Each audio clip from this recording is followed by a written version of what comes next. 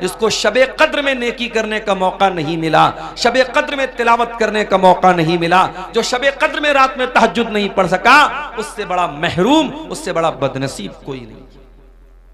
वो महीना बिल्कुल दस्तक दे रहा है। 2 दिन के बाद मेरे प्यारे साथियों वो महीना शुरू हो जाएगा। आप शेरशाह वादियों में कल्चर है, जब कोई मेहमान आता है तो खाना बाद में देते हैं, पहले उसको नाश्ता पहले कराते हैं। मैंने जो आमतौर से महसूस किया है कि भाई उसको पहले उसमें प्लेट में या डब्बे में थोड़ा सा मीठा रख देते हैं, थोड़ी सी नमकीन रख देते हैं, कुछ ड्राई फ्रूट्स रख देते हैं, कहीं कहीं सेब की कुछ फाके रख देते हैं, अंगूर रख देते हैं। ये एक मेहमान नवाजी का तरीका है आपके शेरशाहबादी समाज में। मैं देखता हूं, ये महसूस करता हूं पूरे सीमांचल में। क्यों करते हैं आप ऐसा कि नहीं भाई हमारे दरवाजे पर मेहमान आया है, और मेहमान अगर बड़ा मेहमान हो, रिस्पेक्टेड हो, सम्मान के लायक हो, तो जाहिर है कि आप और ज्यादा उसकी इज्जत करते हैं। जितना बड़ा मेहमान है उसी के हिसाब से आप तैयारी करते हैं। ऐसा तो नहीं हो सकता कि मेहमान आपके घर में आए और कपड़े इधर पड़े हैं, गंदगी पड़ी है, घर में सफाई नहीं है। अगर ऐसा करेंगे तो यह माना जाएगा कि आपके अंदर मैनर नहीं है, आपके अंदर तौर तरीका नहीं है, तमीज नहीं है।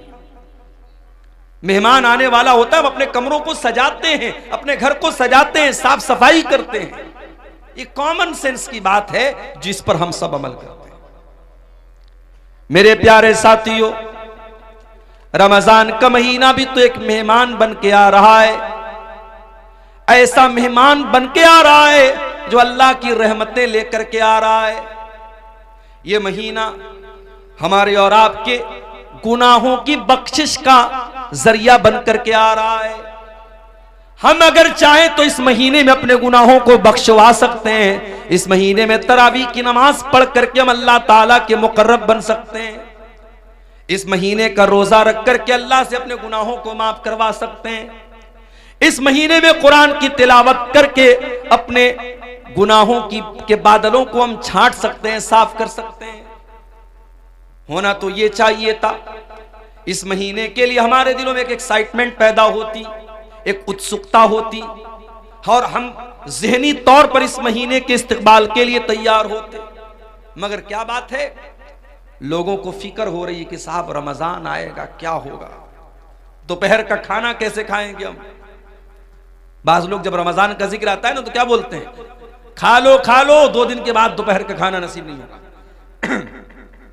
यानी रमजान का नाम सुनते ही कुछ लोगों के दिल और दिमाग में एक मुसीबत आ जाती है कि यार बड़ी मुश्किल वाला महीना आ गया, 13 घंटे 14 घंटे भूखे रहना पड़ेगा, 1 घंटा 1.5 घंटा खड़े होकर तरावी की नमाज पढ़नी पड़ेगी, सुबह 4 बजे उठ करके सहरी खाना पड़ेगा। औरतों को अलग फिक्र रहती है, हमको ये बनाना पड़ेगा, वो बनाना पड़ेगा।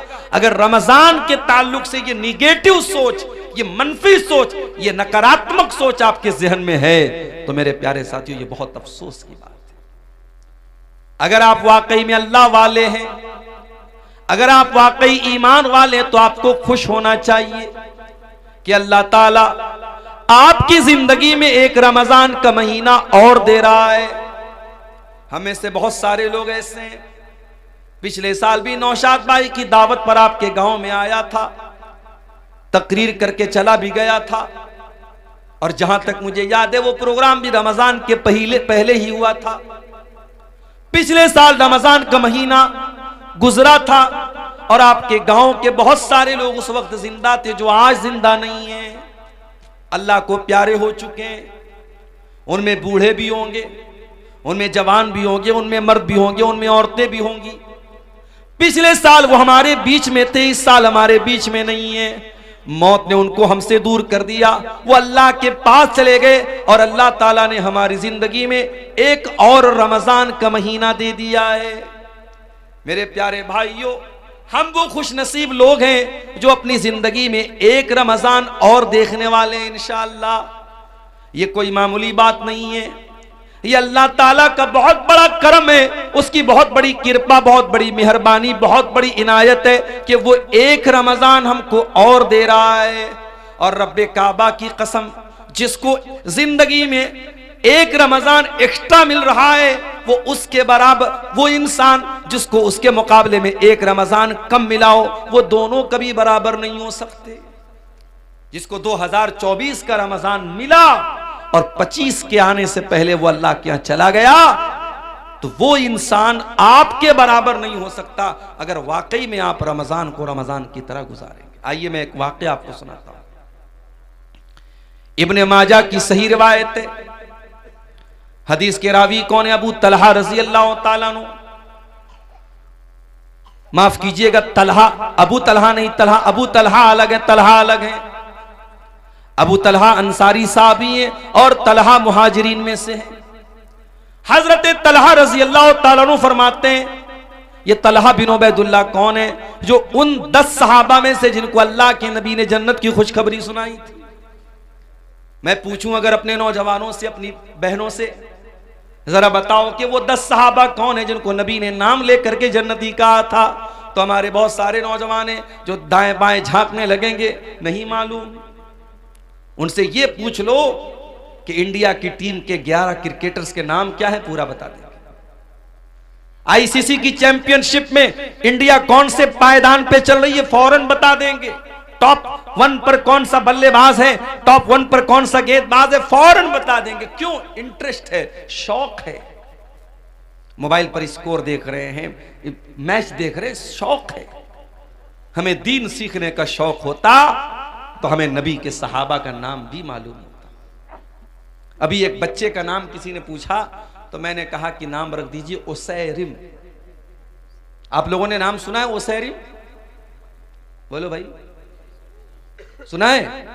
किसका नाम है उसैरिम? बहुत प्यारा नाम है। अगर आपके घर में बच्चा पैदा हो, ये नाम रख देना, आगे पीछे कुछ लगा देना, मोहम्मद उसैरिम या अब्दुल्ला उसैरिम। उसैरिम नाम जो है ये उस सहाबी का नाम है जो जंगे बद्र के मौके पर ईमान लाए और ईमान लाते ही जंगे बद्र में शामिल हो गए और अल्लाह की राह में लड़ते लड़ते शहीद हो गए। उलमा ने लिखा है कि ये वो सहाबी हैं जिन्होंने एक टाइम की नमाज भी नहीं पढ़ी थी, ईमान लाए और ईमान लाते ही अल्लाह की राह में लड़ते लड़ते शहीद हो गए और जन्नत में जाएंगे। एक नमाज पढ़े बगैर भी जो जन्नत में जाएंगे, उस सहाबी का नाम है उसैरिम। अलिफ स्वाद या रामीम, उसैरिम। ये नाम रख सकते हैं आप। हमारे सहाबा के नाम पर अपने बच्चों के नाम रखो। 10 सहाबा जन्नती हैं। चलो मैं आपको गिना देता हूं। अबू बकर, उमर, उस्मान, अली, ये तो सब जानते हैं। उसके अलावा साद बिन अबी वक्कास रजी अल्लाह तआला अन्हु, सईद बिन ज़ैद रजी अल्लाह तआला अन्हु, अब्दुर्रहमान इब्न औफ रजी अल्लाह तआला अन्हु, अबू उबैदा इब्न जर्राह रजी अल्लाह तआला अन्हु, तलहा रजी अल्लाह तआला अन्हु, ज़ुबैर रजी अल्लाह तआला अन्हु। ये टोटल 10 सहाबा हैं जिनका नाम लेकर के नबी ने जन्नती होने की बशारत सुनाई। उन 10 में से कौन है? तलहा बिन उबैदुल्लाह। उनकी रिवायत है, और रिवायत कहां है? इब्ने माजा के अंदर, बिल्कुल सही रिवायत है। कहते अल्लाह के नबी के पास 2 लोग आए बहुत दूर से। दोनों ने एक साथ इस्लाम कबूल किया। वो दोनों दोस्त भी हो सकते थे, दोनों पड़ोसी भी हो सकते थे, दोनों भाई भी हो सकते थे। हदीस में उसकी वजाहत नहीं है। दोनों एक ही इलाके के रहने वाले थे, दोनों ईमान लाए, एक साथ ईमान लाए। लेकिन उनमें से एक ज्यादा मेहनती था दूसरे के मुकाबले में। एक दीन के कामों में ज्यादा एक्टिव था, ज्यादा चुस्ती वाला था, फुर्तीला था। एक थोड़ा उससे कम मेहनत करता था, एक ज्यादा मेहनत करता था। होता है अपने घर में, हम देखते हैं एक आदमी ज्यादा मेहनती होता है, दूसरा कम होता है। एक उसमें से ज्यादा एक्टिव था, और वो जो ज्यादा एक्टिव था वो अल्लाह की राह में लड़ते लड़ते शहीद हो जाता है। उसका जो दोस्त होता है, उसके 1 साल के बाद उसका इंतकाल होता है। पहला वाला जो मेहनती था वो अल्लाह की राह में लड़ते लड़ते शहीद होता है। दूसरा वाला नेचुरल तरीके से इंतकाल कर जाता है, मौत हो जाती है। हजरत तलहा कहते मैंने ख्वाब देखा कि मैं जन्नत के दरवाजे पर खड़ा हूं।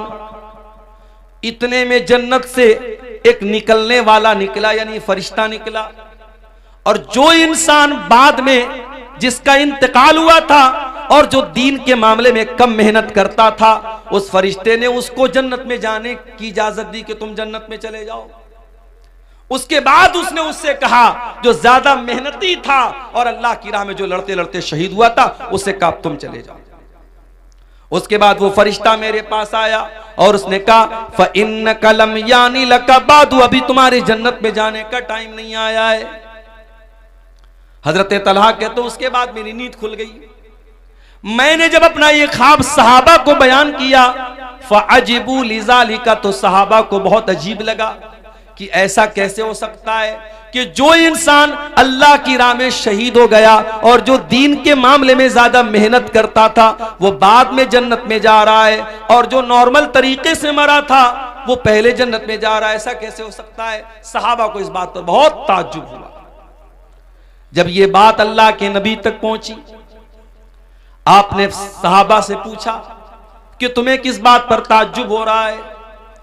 आए अल्लाह के नबी, हमें इसी बात पर ताज्जुब हो रहा है कि जो इंसान बाद में जिसका इंतकाल हुआ था वो जन्नत में पहले कैसे चला गया। आपने फरमाया अलैसा कद मकस बादहु सनतन, जिसका इंतकाल 1 साल बाद हुआ था, क्या अपने भाई के मरने के बाद 1 साल तक उसकी जिंदगी में 1 साल एक्स्ट्रा उसको मिला कि नहीं मिला, 1 साल ज्यादा मिला कि नहीं मिला। हाँ अल्लाह के नबी ज्यादा मिला। अलैसा कद अदरक रमजान व सामा, क्या उसकी जिंदगी में 1 रमजान और ज्यादा मिला कि नहीं मिला। हाँ अल्लाह के नबी 1 रमजान और ज्यादा मिला। क्या उसने जिंदगी में 1 रमजान का रोजा ज्यादा रखा कि नहीं रखा। हाँ अल्लाह के नबी उसने 1 रमजान का महीना रोजा ज्यादा रखा। क्या उसने 1 साल के अंदर अपने भाई के मुकाबले में 1 साल ज्यादा नमाज पढ़ी कि नहीं पढ़ी। हाँ अल्लाह के नबी उसने 1 साल ज्यादा नमाज पढ़ी। आपने फरमाया फमा बैनहुमा अबादु मिम्मा बैनल अर्दि वस्समा, उन दोनों के मकाम और मर्तबे के बीच में वही दूरी है जो आसमान और जमीन के बीच की दूरी है। ऐ मेरे सहाबा, जिसकी जिंदगी में 1 रमजान और मिल गया उसकी बराबरी कोई कर ही नहीं सकता। उसके उन दोनों के मर्तबे के बीच में उतना ही फासला है जितना आसमान और जमीन के बीच में है। ये हमारी खुशनसीबी है। अल्लाह हमें 1 रमजान और दे रहा है मेरे साथी। अल्लाह चाहता, और अभी भी अगर अल्लाह चाहे, रमजान का चांद निकलने से पहले हमारी जान जा सकती है, कोई हादसा हो सकता है, कोई मुसीबत आ सकती है, कोई बीमारी आ सकती है। अल्लाह ताला हमें तौफीक दे रहा है कि हमें 1 रमजान और मिल रहा है। इसीलिए सहाबा किराम क्या करते थे, ताबईन क्या करते थे, वो रमजान का इंतजार किया करते थे और अल्लाह से दुआ किया करते थे, अल्लाहुम्मा बल्लिगना रमजान, आय अल्लाह तू रमजान तक हमको पहुंचा दे। आय अल्लाह इतनी जिंदगी दे दे, इतनी सांसें दे दे कि रमजान का महीना हमको मिल जाए। और रमजान में सारी मेहनत करते थे, अमल करते थे, और जब रमजान गुजर जाता था तो दुआ करते थे, अल्लाहुम्मा तकब्बल मिन्ना रमजान, आय अल्लाह हमने रमजान में जो तरावी की नमाज पढ़ी, जो रोजा रखा, जो तिलावत की, जो एतकाफ किया, जो भी हमने नेकी की, आय अल्लाह तू हमारी नेकी को कबूल कर ले। 6 महीना इंतजार करते थे रमजान का, और 6 महीना रमजान में जो इबादत करते थे उसकी कबूलियत की दुआएं किया करते थे। कौन? सहाबा, ताबईन और इस उम्मत के असलाफ। मेरे प्यारे साथियों, हम वो खुश नसीब लोग हैं, हमें रमजान का महीना मिला है। अगर हमारे दिमाग में एक्साइटमेंट नहीं है, रमजान को लेकर के हमारे दिमाग में कोई तैयारी नहीं है, तो ये खतरे की घंटी है। हमें ये समझ लेना चाहिए कि हमारा ईमान बहुत कमजोर है। इसीलिए अल्लाह ताला कुरान में मुनाफिकों के बारे में कहता है, वलौ अरादुल खुरूज लअद्दू लहू उद्दतन। ये मुनाफिक लोग जो बहाना करते हैं कि हमारे पास जाने का सामान नहीं था, हमारे पास तैयारी होती तो हम भी जंग के मैदान में जाते, हम भी जंगे तबूक में शामिल होते। ऐ नबी, ये मुनाफिक लोग झूठ बोल रहे हैं। वलौ अरादुल खुरूज लअद्दू लहू उद्दतन, अगर वाकई में इन मुनाफिकों ने तैयारी, अगर इनको जाने का इरादा होता तो इन्होंने तैयारी की होती। वलाकिन करिहल्लाहुम बिआतहुम फसब्बतहुम, लेकिन अल्लाह ताला को मंजूर यही था, ये काहिल लोग हैं, ये कामचोर लोग हैं, ये सुस्त लोग हैं। अल्लाह ताला को मंजूर ही नहीं था कि ये आपके साथ जंग के मैदान में जाएं, इसलिए अल्लाह ताला ने इनको बिठा दिया। वकील क़ुदू माल कौमिल कायदीन, अल्लाह ने इनसे कह दिया कि जाओ, जो बैठ गए तुम भी उनके साथ बैठ जाओ, तुम्हें मोमिनों के साथ जाना नसीब नहीं होगा। इसलिए मेरे प्यारे साथियों, रमज़ान के महीने को लेकर के अगर दिल में एक तैयारी नहीं है तो हमारे और आपके लिए बहुत खतरे की घंटी है। मेरे साथ रमज़ान का महीना वो महीना है, नबी अकरम मिंबर पे चढ़ते हैं। अबू हुरैरा रज़ी अल्लाह ताला अन्हु हदीस के रावी हैं। आप मिंबर पे चढ़ते हैं और 3 मरतबा फरमाते आमीन आमीन आमीन। साहबा कहते हैं अल्लाह के नबी क्या बात है, आप आमीन क्यों बोल रहे हैं 3 बार? आपने कहा जब मैंने मिंबर की पहली सीढ़ी पर कदम रखा, जिब्रील आए और उन्होंने कहा कि जो इंसान रमजान का महीना पाए फलम युगफर लहू, और उसकी बख्शिश न हो सके, फकद अबदहुल्लाह, अल्लाह ताला अपनी रहमत से दूर कर दे उस इंसान को, बर्बाद हो जाए वो इंसान जो रमजान का महीना पाए और अपनी बख्शिश न करवा सके। जिब्रील ने ये बद्दुआ की और मुझसे कहा कि आमीन कहो, तो मैंने आमीन कहा। फिर जब मैं दूसरी सीढ़ी पर पहुंचा, जिब्रील ने कहा कि जो अपने माँ बाप में से दोनों को या किसी एक को बुढ़ापे की हालत में पाए और उसके माँ बाप उसको जन्नत में दाखिल न कर पाए। बड़ा मसला है मेरे भाई। माँ की तरफ से आज मदरसे में चंदा देने को हम तैयार हैं, बाप की तरफ से मस्जिद बनवाने को तैयार है, ट्यूबवेल बनाने को तैयार है। माँ जिंदा होती है तो माँ के ऊपर 5 रुपया खर्च करने में भी हमारा दिल घबराता है। बाप जिंदा है तो बाप को 100 रुपया देने में भी हमारी जान निकलती है। और माँ के मरने के बाद और बाप के मरने के बाद बड़ी मोहब्बत हमारे दिल में पैदा हो जाती है और मस्जिदें बनवाते हैं, मदरसे बनवाते हैं। माफ करना मेरे प्यारे साथियों, जितना खर्च आप माँ बाप के मरने के बाद उनको सवाब पहुंचाने के लिए करते हैं, अगर उनकी जिंदगी में उतना खर्च करते तो शायद आप जन्नत में चले जाते। माँ बाप की कदर करो मेरे भाइयों, उनकी जिंदगी में उनको रुलाना, उनकी आंखों में आंसू लाना और मरने के बाद उनकी तरफ से बड़े बड़े चंदे देना और उनके लिए बैठ के दुआएं करना, उनकी कब्र पे जाके रोना, ये ढकोसलेबाजी और कुछ नहीं है। माफ कीजिएगा, माँ बाप की जिंदगी में कदर करो मेरे साथ। जिसको बुढ़ापे में माँ बाप मिले और माँ बाप उसको जन्नत में दाखिल न कर पाए, अल्लाह के नबी कहते, जिब्रील ने कहा अबअदहुल्लाह, अल्लाह ताला ऐसे इंसान को अपनी रहमतों से दूर कर दे। जिब्रील ने बद्दुआ की और मैंने कहा आमीन। उसके बाद जब मिंबर की तीसरी सीढ़ी पर मैं चढ़ा तो जिब्रील ने कहा वो इंसान जिसके सामने ऐ नबी आपका नाम लिया जाए, जिसके सामने मोहम्मद कहा जाए सल्लल्लाहु अलैहि वसल्लम, और वो आपका नाम सुनने के बाद आपके ऊपर दरूद न पड़े, सल्लल्लाहु अलैहि वसल्लम न पड़े, उस इंसान के ऊपर भी अल्लाह की लानत बरसे, उस इंसान को भी अल्लाह अपनी रहमत से दूर कर दे। जिब्रील ने यह बद्दुआ की और मैंने आमीन कहा। ये 3 बद्दुआएं थीं जो फरिश्तों के सरदार ने बद्दुआ की थी और नबी ने आमीन कही थी। मेरे प्यारे साथियों, कितना बड़ा बदनसीब है वो इंसान जिसकी जिंदगी में रमजान का महीना आए और वो अब अल्लाह ताला के यहां अपनी बख्शिश न करवा सके। और ये भी याद रखिए, कुरान करीम में अल्लाह ताला ने अगर किसी एक महीने का नाम लिया है तो वो भी सिर्फ और सिर्फ रमजान का महीना है। महीने तो 12 हैं मगर अल्लाह ने सिर्फ एक महीने का नाम लिया है और वो महीना रमजान का महीना है। और जब अल्लाह ने रमजान के महीने का नाम लिया कुरान के दूसरे पारे में तो क्या कहा अल्लाह ने? अल्लाह ने ये नहीं कहा रमजान रोजे का महीना है, अल्लाह ने ये नहीं कहा रमजान तरावी का महीना है, अल्लाह ने ये नहीं कहा रमजान एतिकाफ का महीना है, अल्लाह ने ये नहीं कहा रमजान ज़कात का महीना है। अल्लाह ने फरमाया शहरु रमज़ान अल्लज़ी उन्ज़िला फ़ीहिल कुरआन, रमजान का महीना वो महीना है जिसमें कुरान उतारा गया, हुदल लिन्नास, और ये कुरान सारी मानवता के लिए मार्गदर्शन का काम करता है, सारी इंसानियत को सच्चाई का रास्ता दिखाता है। हुदल लिन्नास वबय्यिनातिम मिनल हुदा वल फुरकान, और कुरान की आयतें सच्चाई को खोल खोल के बयान कर देती हैं, हक और बातिल को खोल खोल के बयान कर देती हैं। पता ये चला कि कुरान वो रमजान वो महीना है जिसमें कुरान उतरा था।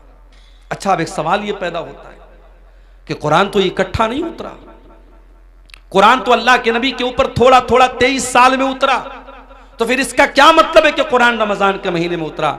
तो इसको भी नोट कर लो कि कुरान 2 तरीके से उतरा है। एक तो कुरान लौहे महफूज से मुकम्मल आसमान दुनिया पर। ये जो आसमान हमको नजर आता है ना, ये जो पहला आसमान है, इसका नाम आसमान दुनिया है। दुनिया मतलब करीब, क्योंकि ये आसमान हमसे सबसे ज्यादा करीब है, इसलिए इसको आसमान दुनिया कहा जाता है। इसके ऊपर 6 आसमान और हैं। तो अल्लाह ताला ने लौहे महफूज से आसमान दुनिया पर जो कुरान उतारा है वो रमजान के महीने में उतारा है अपने प्यारे नबी के ऊपर, रमजान के महीने की आखिरी अशरे की किसी रात में। और वो रात कौन सी है? ये वही रात है जिसको लैलतुल क़द्र कहा गया और जिसके बारे में अल्लाह ने कुरान की सूरत नाजिल की, इन्ना अंज़लनाहु फी लैलतिल क़द्र वमा अदराका मा लैलतुल क़द्र लैलतुल क़द्र खैरुम मिन अल्फि शहर। ऐ मेरे नबी, इस कुरान को हमने लैलतुल क़द्र में उतारा है और आप क्या जाने के लैलतुल क़द्र क्या है? लैलतुल क़द्र खैरुम मिन अल्फि शहर। लैलतुल क़द्र तो 1000 महीने से बेहतर है। तो एक तो कुरान अल्लाह ताला के यहां से आसमान पर उतरा, फिर वहां से थोड़ा थोड़ा करके हमारे नबी के ऊपर उतरा है। इसलिए अल्लाह कह रहा है कि रमजान का महीना वो महीना है जिसमें कुरान उतारा गया है। और आज अफसोस की बात है, हमारा वो नौजवान जो 24 घंटे में हजारों बार मोबाइल खोलता है कि व्हाट्सएप पर किसका मैसेज आया, इंस्टा पर किसका मैसेज आया, फेसबुक की पोस्ट को कितने लोगों ने लाइक कर लिया और इंस्टाग्राम के फोटो को कितने लोगों ने लाइक कर लिया, व्हाट्सएप के स्टेटस को कितने लोगों ने देख लिया। एक एक मैसेज को पढ़ता है, एक एक लाइक को देखता है। लोगों के लाइक की इतनी परवाह करने वाला इंसान, शायद इतनी मर्तबा तूने कुरान को पढ़ा होता तो अल्लाह तुझे लाइक कर देता। अगर तूने कुरान से इतना ताल्लुक जोड़ा होता तो अल्लाह की नजर में तू पसंदीदा हो जाता। मेरे प्यारे साथियों, आप जिससे मोहब्बत करते हैं उसके मैसेज का इंतजार करते हैं। अगर आप अब्दुल गफ्फार साहब से मोहब्बत करते हैं और आपने उनको मैसेज किया है और आपके मैसेज को उन्होंने ओपन तक नहीं किया, खोला तक नहीं, और आपसे 1 साल के बाद अब्दुल गफ्फार साहब मिले और कहा कि अरे यार क्या हाल चाल है, दोस्ती का आपको जो है दम भरने की कोशिश की और दोस्ती का नाम लिया, तो आप गुस्से में कहेंगे कि अरे भाई जाओ, आप तो इतने बड़े इंसान हैं कि आपने मेरा मैसेज तक खोल के नहीं देखा, आप क्या दोस्ती की बात करते हैं। दुनिया में हम देखते हैं कि दोस्त का मैसेज आता है तो ऐसा नहीं हो सकता कि हम दोस्त भी माने और उसका मैसेज इग्नोर कर दें। मेरे प्यारे साथियों, अल्लाह का कलाम और अल्लाह का मैसेज है ये कुरान, और ये कुरान आज हमारे घरों में गर्द खा रहा है, धूल और मिट्टी खा रहा है। कुरान रखा हुआ है रेशम के कपड़े में लपेटकर, उस कुरान को कभी खोलने की हम कोशिश तक नहीं करते। मेरे प्यारे साथियों, यही वजह है कि हमारे दिल कठोर से कठोर होते चले जा रहे हैं। हमारे दिलों पर ताले लगे हुए हैं। दिल के ताले को अगर खोलना है तो कुरान से अपना ताल्लुक जोड़ लो। मेरे प्यारे साथियों, कुरान कहता फला यतदब्बरूनल कुराना मा ला कुलूबिन अक़फ़ालुहा, तुम कुरान के ऊपर गौर क्यों नहीं करते? कहीं ऐसा तो नहीं तुम्हारे दिलों के ऊपर ताले लगे हुए हैं? कहीं ऐसा तो नहीं कि तुम्हारे दिल लॉक हो चुके? तुम्हारे दिल का पासवर्ड कुरान है, तुम्हारे दिल का पैटर्न कोड कुरान है। तुम्हारे दिल के लॉक को अनलॉक करने का तरीका कुरान के अंदर गौर करना है। जब तुम कुरान के ऊपर गौर करोगे तो तुम्हारे दिल का लॉक खुल जाएगा। हमारे दिल की क्या हैसियत है? कुरान तो वो किताब है, अल्लाह कहता है लौ अंज़लना हाज़ल कुरान अला जबलिन, इस कुरान को हमने किसी पहाड़ के ऊपर भी उतारा होता, लरअयतहु खाशिअम मुतसद्दिया, तो तुम देखते कि पहाड़ भी अल्लाह के खौफ से रेजा रेजा हो जाता। तरावी पढ़ाने वाले को कितना पैसा देते हो? बाज़ जगहों पर तो साहब मसला लोग पूछते हैं, मौलवी साहब तरावी पढ़ाने वाले को पैसा देना जायज है कि नहीं? अच्छा, मतलब तुम ये पूछ रहे हो कि तरावी पढ़ाने वाले को पैसा देना जायज है कि नहीं? वो बेचारा पूरे महीने खड़ा होकर के तरावी की नमाज में कुरान पढ़ा रहा और तुम उसको चंद पैसे देते हो तो मसला पूछ रहे हो कि पैसा देना जायज है कि नहीं? शर्म आनी चाहिए और चुल्लू भर पानी में डूब मरना चाहिए। फ्री है। झाड़ू लगाने वाला भी आपके मोहल्ले में आता है तो उसकी तनख्वाह लेता है। ऐ मुसलमान, तूने सबसे हकीर समझा है तो कुरान को समझा है। कुरान पढ़ने पढ़ाने वाले का उसने पैसा मांग लिया तो जान निकलती है तेरी। पिछले साल एक न्यूज मैंने पढ़ी थी, गुजरात में अहमदाबाद में एक हाफिज साहब ने तरावी की नमाज पढ़ाई थी। उनको वहां की जो मस्जिद के मुसल्लियान थे, किसी ने खुश होकर के 4 व्हीलर दे दी थी। 4 व्हीलर की चाबी के साथ हाफिज साहब का फोटो आया था। हमारे यहाँ तो लोग सुन करके साहब बेहोश हो जाएंगे, अरे तरावी पढ़ाने वाले को 4 व्हीलर मिल गई। तरावी पढ़ाने वाला, कुरान पढ़ने वाला, कुरान पढ़ाने वाला तुम्हारी नजर में हकीर होगा, मेरे रब की नजर में वो हकीर नहीं है। मेरे प्यारे साथियों, मेरे रब की नजर में कुरान पढ़ाने वाले का इतना ऊंचा मकाम है, नबी की नजर में इतना ऊंचा मकाम है। अल्लाह के नबी फरमाते खैरुकुम मन तअल्लमल कुरान व अल्लमहु, तुम में सबसे बेहतरीन इंसान वो है जो कुरान को पढ़ता है, पढ़ाता है, कुरान को सीखता है, सिखाता है। याद रखो मेरे प्यारे साथियों, आप कब्र में जाएंगे, वहां भी ये कुरान आपके काम आएगा। कब्र में सवाल पूछा जाएगा, मुनकर नकीर सवाल पूछेंगे, मन रब्बू का, तेरा रब कौन है? मन नबियों का, तेरे नबी कौन है? माँ दीनों का, तेरा दीन क्या है? 3 सवाल होगा कब्र में, 3 सवाल होगा। और माफ करना, इन तीनों सवालों का जवाब मैथमेटिक्स की किताबों में नहीं मिलेगा, साइंस और जियोग्राफी की किताबों में नहीं मिलेगा, हिस्ट्री की किताबों में नहीं मिलेगा, भूगोल की किताबों में नहीं मिलेगा। इन तीनों सवालों का जवाब कहां मिलेगा? जब मोमिन सही जवाब देगा, मेरा रब अल्लाह है, मेरे नबी मोहम्मद सल्लल्लाहु अलैहि वसल्लम है, मेरा दीन इस्लाम है, तो फरिश्ता पूछेगा वमा युद्री का, तुझे इन तीनों सवालों का जवाब कैसे पता चला? तो बंदा कहेगा करा तो किताब अल्लाहि फ़आमनतु बिही वसद्दक़तु, मैंने कुरान को पढ़ा था, मैं कुरान पर ईमान लाया था, मैंने कुरान को सच माना था, कुरान के जरिए मुझे इन तीनों सवालों का जवाब मिला है। मेरे प्यारे साथियों, ये कुरान कब्र में भी आपके काम आएगा। औलाद के लिए मेहनत करने वालों, अपनी औलाद को सुख देने के लिए हराम की जायदाद पर कब्जा करने वालों, दूसरों की जमीन हड़पने वालों, सूद और ब्याज का पैसा अपने घर में ला करके अपनी औलाद को पालने वालों, तुम भी कान खोल करके सुन लो, कयामत के दिन ये औलाद भी तुम्हारे काम नहीं आएगी, औलाद भी काम नहीं आएगी।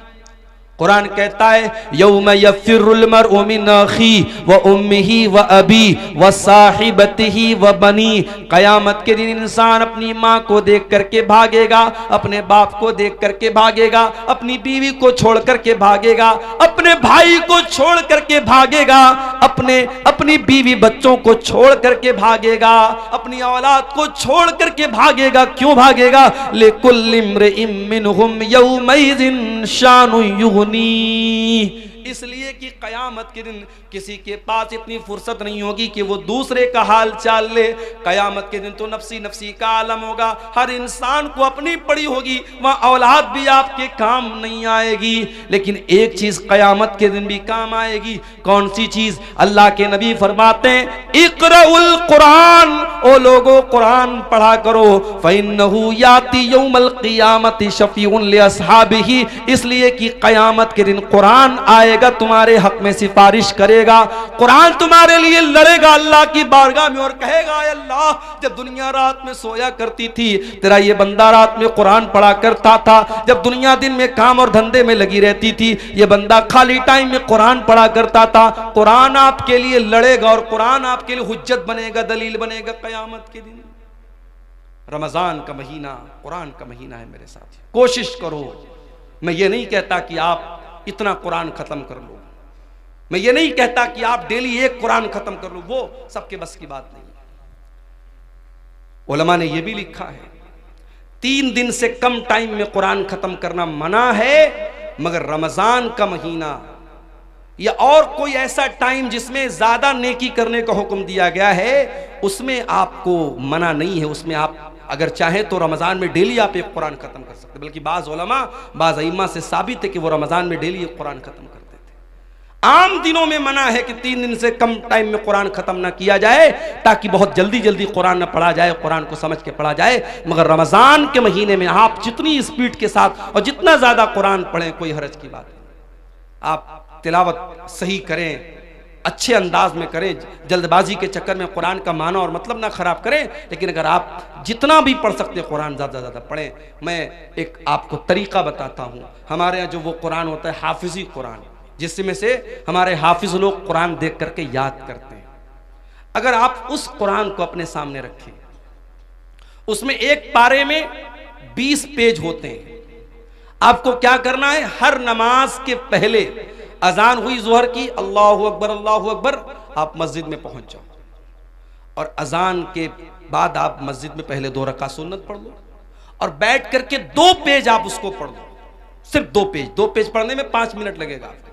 हाफिजी कुरान की बात कर रहा हूं, जो 16 लाइन का 15 लाइन का आता है, आयत पर शुरू होता है आयत पर खत्म होता है, उस कुरान की बात कर रहा हूं। 2 पेज आपने पढ़ लिया नमाज के पहले। अब जोहर की नमाज आपने पढ़ी, जोहर की नमाज के बाद सुन्नत आपने पढ़ लिया, 2 रकात या 4 रकात, जितनी भी अल्लाह ने आपको तौफीक दी। उसके बाद आप बैठे हैं मस्जिद में, अब फिर कुरान खोलिए और 2 पेज और पढ़ लीजिए। 2 पेज नमाज के पहले, 2 पेज नमाज के बाद, 4 पेज हो गए। ऐसा ही आप 5 टाइम की नमाज में कर लीजिए। सिर्फ इतना कर लीजिए आप रमजान में कि हर नमाज के पहले 2 पेज पढ़ना है, हर नमाज के बाद 2 पेज पढ़ना है। 5 टाइम की नमाज में आपके 20 पेज हो जाएंगे। एक पारा आपका आराम से डेली, आप कोई एक्स्ट्रा टाइम आपको नहीं निकालना पड़ा। 5 मिनट आपने नमाज के पहले निकाला, 5 मिनट नमाज के बाद निकाला। आप हर नमाज के बाद इस तरीके से भी करेंगे, एक्स्ट्रा टाइम नहीं भी निकालेंगे, तो कम से कम एक कुरान तो आप रमजान में खत्म कर लेंगे इंशाअल्लाह। ये एक मैं तरीका आपको बता रहा हूं। रमजान कुरान का महीना है मेरे साथियों, तवज्जो दो। और 2 तरीके की तिलावत करो रमजान में। एक तिलावत तो ये वाली कर लो कि बस पढ़ना है, सिर्फ पढ़ोगे तब भी सवाब मिलेगा। और एक तिलावत और करो कि समझ करके पढ़ना है। अल्हम्दुलिल्लाहि रब्बिल आलमीन। अब ये आयत आपने पढ़ी, अब नीचे तर्जमा पढ़ लो। तमाम तारीफें अल्लाह के लिए हैं जो सारे जहान का रब है। फिर हो सके तो कोई तफसीर पढ़ लो, तफसीर इब्ने कसीर आती है उर्दू में, वो देख लो। अहसनुल बयान उर्दू की बहुत अच्छी तफसीर है, उसको देख लो। अगर कोई किताब नहीं पढ़ सकते, मोबाइल पर ऐप आता है तफसीर का, अहसनुल बयान का ऐप भी आता है, ऐप से पढ़ लो। धीरे धीरे एक एक आयत की तफसीर जितना टाइम निकाल सकते हो पढ़ो। कुरान पढ़ने का और कुरान पर गौर करने का महीना है रमजान का। ये 2 काम हमें और आपको करना है मेरे साथ। और आगे बढ़िए। सीमांचल के इलाके में बैठा हूं मैं। जब तक मौलाना अजीजुर रहमान साहब यहां आकर के तरन्नुम के साथ बांग्ला जबान में दुआएं न करें, मदरसे को चंदा नहीं मिलेगा।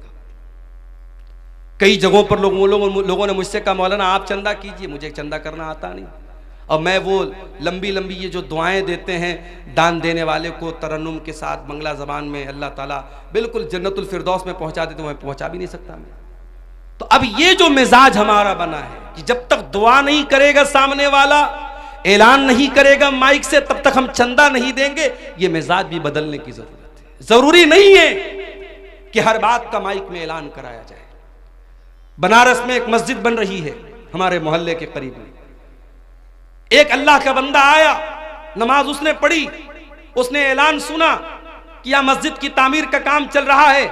मस्जिद की कमेटी के जिम्मेदार के कान में धीरे से उसने कहा मौलाना साहब मस्जिद की तामीर में जितना छड़ लगेगा मैं देने को तैयार। कोई ऐलान नहीं हुआ, कोई माइक पर लंबी चौड़ी दुआएं उसके लिए नहीं की गई। उसके दिल में अल्लाह ने यह बात डाली मस्जिद बन रही है, जितना छड़ लगेगा मेरी तरफ से लगेगा, जितना सरिया लगेगा मेरी तरफ से लगेगा। कोई अल्लाह का बंदा आता है कहता जितने सीमेंट लगेंगे मैं दे दूंगा। काम इस तरीके से होता है मेरे प्यारे साथियों। आज हमारे अंदर अगर किसी चीज की कमी है तो इखलास की कमी है। किसी गरीब को राशन का किट भी हम देते हैं ना, तो फोटो खींचते हैं और अखबार में डालते हैं कि हमने एक गरीब की मदद की। गरीब की मदद तुमने क्या की? तुमने गरीब की इज्जत को नीलाम कर दिया। जिस गरीब को तुमने कैमरे के सामने फोटो खींच करके मीडिया पे डाला है, उस गरीब की क्या इज्जत नहीं है? क्या उसकी कोई इज्जत नफ्स नहीं, उसकी कोई खुददारी नहीं है? किसी की मदद करने के नाम पे उसकी इज्जत को नीलाम करते हो। किसी जमाने में मुहावरा तक कहावत थी, नेकी कर दरिया में डाल। अब कहावत बदल गई, अब नेकी कर फेसबुक पर डाल, नेकी कर यूट्यूब पर डाल, नेकी कर स्टेटस पे डाल। अब तो साहब खाने काबा का तवाफ भी हो रहा तो वहां भी सेल्फी ले रहे हैं। अब एक ही चीज की सेल्फी बची है, अब्बा मर जाएं तो उनकी लाश के साथ भी सेल्फी ली जाए। अब वो भी लोग लेना शुरू कर दिए हैं, अपने मरे हुए बाप के साथ भी लोग सेल्फी ले रहे हैं। अल्लाह माफ करे हम सब। नुमाइश का दौर है, शोहरत का दौर है, रियाकारी का दौर है। रमजान का महीना हमें ये सबक भी सिखाता है मेरे साथियों कि कुछ इबादतें ऐसी भी होनी चाहिए जो हमारे और अल्लाह के बीच में होनी चाहिए। और रोजा ऐसी ही एक इबादत है।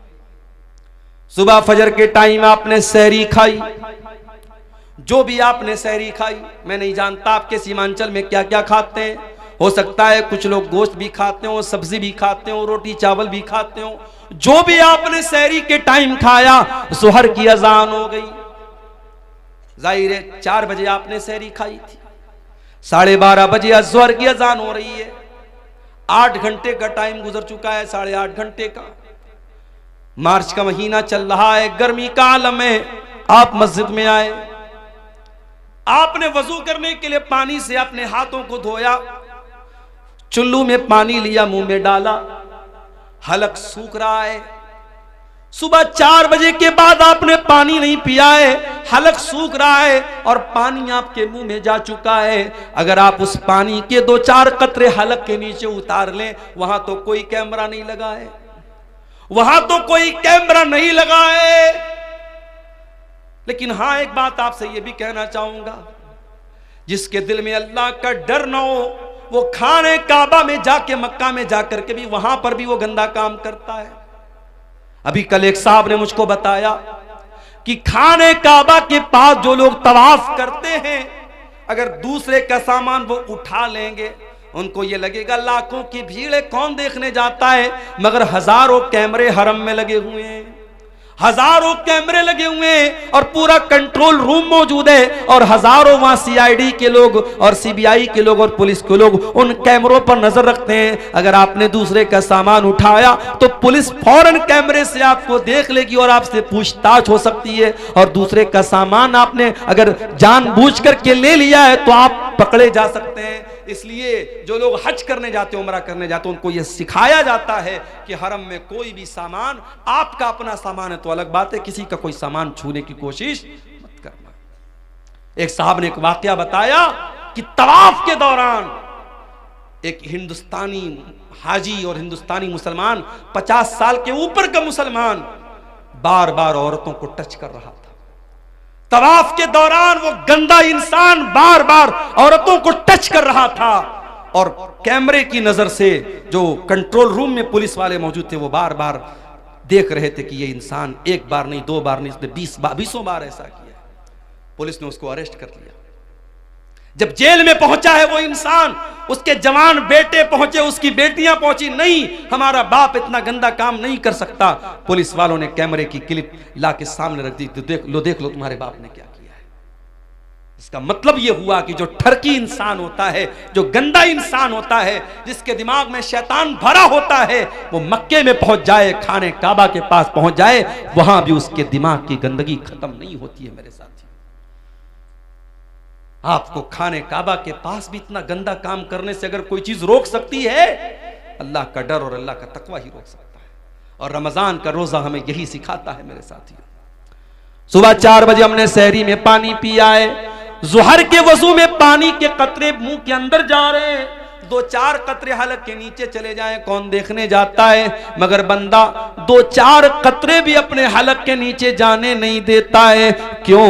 अल्लाह ताला के आम क्या जवाब देंगे? हमारा रोजा बर्बाद हो जाएगा, हमारे रोजे का कोई मतलब नहीं रह जाएगा। इसीलिए अल्लाह के नबी फरमाते हैं कि अल्लाह ताला कहता है अस्सौमु ली व अना अजज़ी बिही, कि बंदा रोजा मेरे लिए रखता है और उसका बदला मैं ही दूंगा। यदौ तामहु व शराबहु व शहवतहु मिन अजली, बंदा मेरे लिए खाना छोड़ देता है, बंदा मेरे लिए पानी छोड़ देता है, बंदा मेरे लिए शहवत छोड़ देता है। बीवी मौजूद है, बीवी के पास नहीं जाता, खाना मौजूद है, खाना नहीं खाता है, पानी मौजूद है, पानी नहीं पीता है। अल्लाह के लिए रोजा हमें इखलास सिखाता है, रोजा हमें अल्लाह का डर सिखाता है। रोजे से सबसे बड़ा मकसद मेरे प्यारे साथियों यही है कि हमारे दिलों में अल्लाह का तकवा पैदा हो जाए।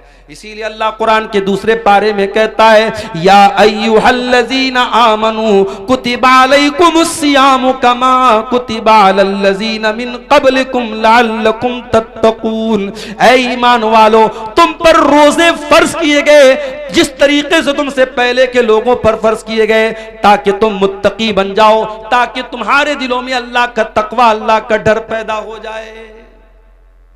तो रमजान के अंदर तकवा पैदा करो मेरे साथियों। और आगे बढ़िए, रमजान के अंदर एक काम हमें और भी करना है। रमजान दुआ का महीना है, कुरान में जहां अल्लाह ताला ने रमजान के रोजे का जिक्र किया वहीं पर फरमाया वइज़ा सालका इबादी अन्नी फइन्नी करीब। ऐ मेरे नबी, जब मेरे बंदे आपसे मेरे बारे में सवाल करें उन्हें जवाब दे दो मैं करीब हूं, मैं करीब हूं। उजीबु दावत दाई, मैं दुआ करने वाले की दुआ को सुनता हूं। शर्त यह है फल यस्तजीबू ली वल युमिनू बी, कि बंदा मेरी बात माने और मेरे ऊपर ईमान रखे। रमजान दुआ का महीना है मेरे साथियों। जब आप भूखे प्यासे रह करके अल्लाह की बारगाह में हाथ फैलाते हैं, अल्लाह आपकी दुआ को रायगा नहीं करता, अल्लाह आपकी दुआ को लौटाता नहीं है।